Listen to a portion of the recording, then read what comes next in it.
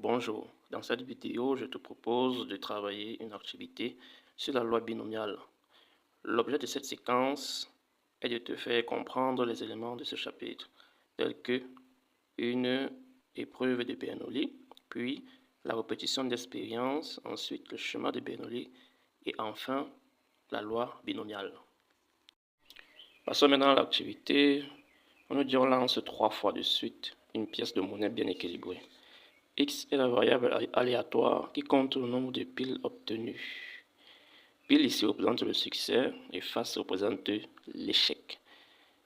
Déjà, on est face à une expérience aléatoire dans laquelle nous avons deux issues.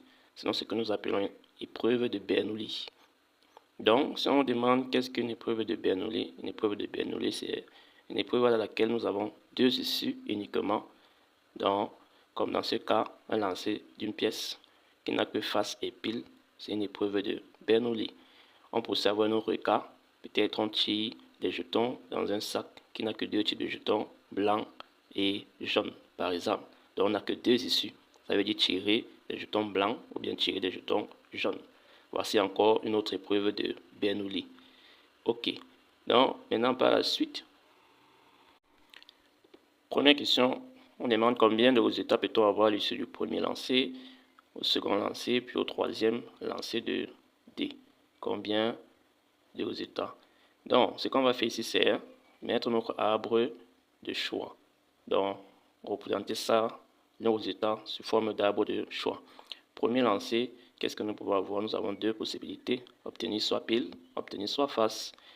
Maintenant, lorsqu'on a donc deux possibilités, obtenir pile ou face, il faut mettre les probabilités sur vos branches. Donc, quelles sont les probabilités? Puisqu'on n'a que deux possibilités, ça fait 50-50, donc un demi pour chaque branche. Ça, c'est au premier lancer. Maintenant, lorsqu'on a lancé la pile, on a obtenu pile, on peut avoir maintenant pile ou face encore. Ça veut dire qu'on aura encore deux possibilités au deuxième lancer. Donc, deux possibilités pour... Après pile, on peut avoir deux possibilités. Après face, on peut avoir deux possibilités. Donc, c'est indépendant du lancer précédent. Donc, ça ne dépend pas du lancer précédent. Donc, on aura les mêmes probabilités dans chaque cas. Vous voyez, c'est indépendant. À ne pas confondre avec les probabilités conditionnelles. Vous comprendrez donc bien qu'au troisième lancer, ça ne va pas changer. Donc, au troisième lancer, ça sera pareil. Donc, après, chaque possibilité, on peut encore avoir deux possibilités. Donc, après avoir lancé, vous pouvez encore avoir pile face dans chaque cas, avec les mêmes possibilités, les mêmes probabilités. Maintenant, lorsque nous avons une telle branche, la répétition d'expériences identiques et indépendantes, nous sommes donc face ici à ce que nous appelons le schéma de Bernoulli. Nous passons à la question 2. Quelle est la probabilité d'obtenir une fois pile à l'issue des trois lancers? Bien, ici, nous allons trouver cette probabilité en utilisant notre arbre de choix. Sachez qu'on fait cet arbre de choix et l'objectif de l'activité, c'est de trouver une formule générale pour le calcul des lois des probabilités concernant les lois binomiales. Donc, puisque ici on demande 3 fois de suite, on lance 3 fois de suite, parce que si on dit on lance 10 fois, 11 fois, on n'allait pas faire cet arbre aussi 10 fois, 11 fois, c'est fastidieux. D'où on va trouver une formule générale par itération, d'où on fait ces questions pour que vous compreniez mieux la loi binomiale. Bien, comment on va donc trouver la probabilité d'obtenir une fois pile à l'issue des trois lancers? Ce qu'on va faire, c'est trouver tous les chemins dans lesquels on a une seule fois pile. Donc, tous les chemins dans lesquels on retrouve une fois pile uniquement. Donc, on va venir ici chercher tous ces cas-là où on a une fois pile. Donc, une fois pile, voici le premier chemin. On voit bien on a pile. Après, on a face. Après, on a face. Donc, ça fait donc une fois pile. Et donc, deux faces. Maintenant, la probabilité, c'est quoi? On a dit que lorsqu'on a un arbre comme ça, pour trouver la probabilité, on multiplie toutes les probabilités de chaque branche. Mais pour mieux comprendre, on va d'abord calculer la probabilité d'obtenir pile. Pile, c'est quoi? C'est 1 demi. Donc, c'est 1 demi une fois. Et maintenant, fois, probabilité d'obtenir les faces. On a les faces deux fois. Donc, c'est 1 demi puissance 2. Ça, c'est pour mieux comprendre notre formule générale à la fin. Maintenant, première branche. Maintenant, deuxième branche. Est-ce qu'on a une deuxième branche? Oui. On a face, pile, face. Donc, c'est une fois pile. Et maintenant, on calcule les probabilités, c'est la même chose que la précédente, puisque c'est toujours une fois pile. Donc, on voit bien, c'est une fois pile et deux fois face. Probabilité contraire, deux fois. Maintenant, est-ce qu'on a encore une autre? Oui, face, face, pile. Ça fait encore une troisième probabilité identique aux autres. Donc, 1 demi puissance c'est 1. Maintenant, il faut remarquer ici, on a 1 plus 2 à chaque fois qui donne 3 lancés. Donc, vous voyez la similitude. 1 plus 2 donne 3 lancés. Donc, pour ne pas faire les erreurs, il faut retenir cela. Donc, est-ce qu'on peut encore avoir une? Je ne pense pas, il n'y en a plus. Donc, ça fait donc 3 fois la probabilité d'obtenir une fois pile et deux fois face. Très bien.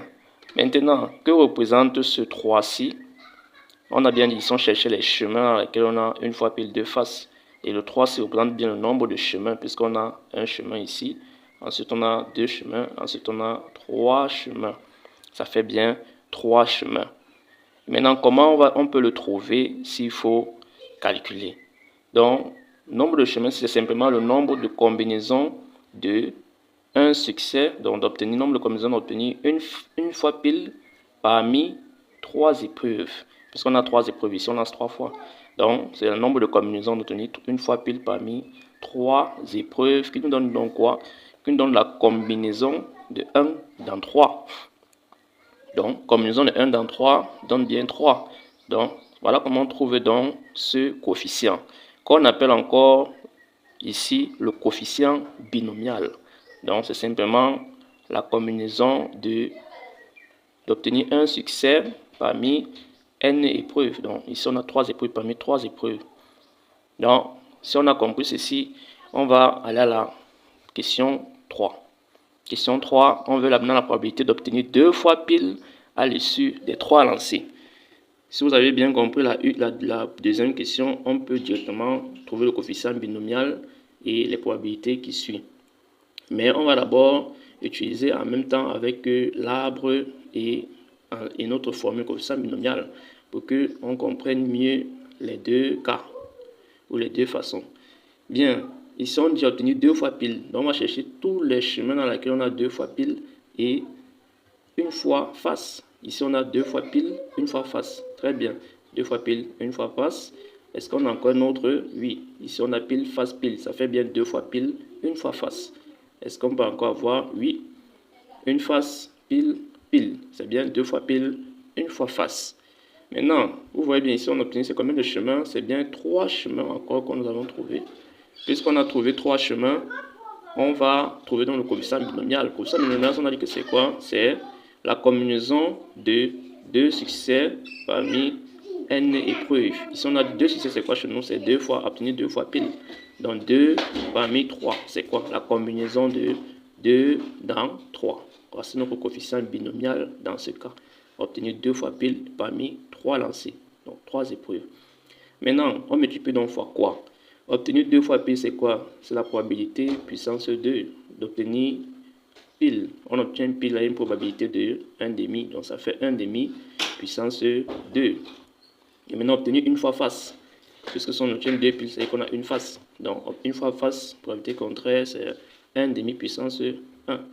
Donc voici notre probabilité d'obtenir 2 fois pile à l'issue des 3 lancés. Donc nous avons donc trouvé ici, c'est déjà une formule qui sera donc déjà connue dans la loi de probabilité, la loi binomiale. C'était cette forme-ci. Donc combinaison fois probabilité d'obtenir un succès fois probabilité contraire. Maintenant, donc, par ceci, on va donc trouver la formule générale. Quelle est la probabilité d'obtenir K pile à l'issue de n lancés? Quelle est la probabilité d'obtenir K pile à l'issue de n lancés? Donc maintenant, ici, on va utiliser l'arbre. Donc ici, on a trouvé la formule générale grâce à ce qu'on vient de faire. On dit d'obtenir K pile à l'issue de n lancés. Donc, on trouve d'abord le coefficient binomial. Obtenir K pile à l'issue de n lancés, c'est quoi? C'est combinaison de K dans n. Puisqu'on doit obtenir K fois pile à l'issue de n lancés. Maintenant, fois quoi? Probabilité d'obtenir K pile, c'est quoi? Probabilité d'obtenir K pile, c'est quoi? C'est simplement, si on prend ça, si on prend la probabilité d'obtenir pile comme P, ou bien, ici on a dit 1 demi, ça va donner 1 demi puissance K. Donc, probabilité d'obtenir K pile, c'est 1 demi puissance K, puisque probabilité d'obtenir pile, c'est 1 demi. Maintenant, fois la probabilité contraire. Contraire, c'est toujours 1 demi, obtenir face. Mais obtenir maintenant face combien de fois? Puisqu'il faut que la somme donne n, ça veut dire qu'on va prendre n moins K fois. Donc, n moins K fois. On voit bien que si on fait K plus n moins K, ça fait bien n. Donc, rassurons-nous toujours qu'à l'en haut, là, on trouve le nombre de fois qu'on lance. Si on dit 10 fois, il faut que la somme donne 10, et etc. Et si on a dit 3 fois, la somme donnait 3. Donc, voici donc notre forme générale de la loi binomiale. Maintenant, la loi binomiale, si on veut la probabilité d'obtenir un succès, on va plutôt appeler ça P. Donc, au lieu de 1 demi, on prendra plutôt P à ce niveau. Et contraire, ça sera donc 1 moins P. Donc, nous résumons. Donc, probabilité, la loi binomiale utilise donc cette formule. Donc, lorsque nous avons probabilité d'obtenir un succès qui est P, on applique donc la formule suivante. Donc, comme nous avons le k dans n, p puissance k fois 1 moins p puissance n moins k. Donc, la variable aléatoire x suit la loi binomiale de paramètres n et p. Donc, voici la formule. Donc, p ici égale à k égale à, comme nous avons le k dans n, p puissance k, 1 moins p puissance n moins k. On va voir l'application dans un exercice simple. Donc on dit une boîte contient 3 jetons verts, 5 jetons jaunes. On tire au hasard 6 fois de suite un jeton en le remettant chaque fois dans la boîte. X est la variable aléatoire qui associe le nombre de jetons verts obtenus. Quelle est la probabilité d'obtenir 2 jetons verts? Quelle est la probabilité d'obtenir 3 jetons verts? Donc nous voyons ici que nous sommes face à un tirage plusieurs fois et avec remise. Et lorsque ça avec remise, ça veut dire que les tirages sont identiques et indépendants. Par conséquent, nous sommes face ici à une loi binomiale. Donc, on va trouver donc nos paramètres n et p. N, c'est le nombre de fois. Donc, si on veut n, on voit ici, c'est 6 fois. Donc, n, nombre de fois. Maintenant, p, c'est quoi? Vous voyez p dans la variable aléatoire. Ici, on a dit, on tire nombre x représente le nombre de jetons verts obtenus. Ça veut dire que c'est tirer des jetons verts pour la probabilité P. Donc, nous allons corriger la première question. Solution, nous avons dit n vaut 6, notre paramètre n. Maintenant, P, probabilité P. On a combien de jetons verts? C'est bien 3 jetons verts sur nombre total de jetons sur 8. Donc, P égale à 3 sur 8. Maintenant, ça suit dans la loi binomiale de paramètres 6, 3 huitièmes. Première question, on veut obtenir 2 jetons verts. Donc, vous allez calculer donc votre probabilité, c'est P de x égale à 2. Donc, puisque x c'est le nombre de jetons, x égale à 2, on dit qu'on trouve que le paramètre ou bien le coefficient binomial sera quoi? Puisque ici, on veut combien de succès? C'est 2 jetons verts, donc 2 succès. Parmi combien d'épreuves? Parmi 6 épreuves. Ça veut donc dire c'est la combinaison de 2 dans 6. Maintenant, fois dans 6. Maintenant, fois probabilité d'obtenir un succès. 2 succès plutôt, c'est P puissance 2. Maintenant, fois probabilité contraire. Si on a 3 sur 8, c'est que le contraire, c'est 1 moins 3 sur 8, donc 5 sur 8. Qui font donc 5 sur 8 puissance 4. On voit bien à la fin, la somme doit donner bien 6. De ici, il n'y a pas de réflexion. Dès que vous avez pour le succès, vous avez directement pour l'échec. Donc, 2 plus 4 font 6. Bien, je vous invite donc à traiter la deuxième question. Merci.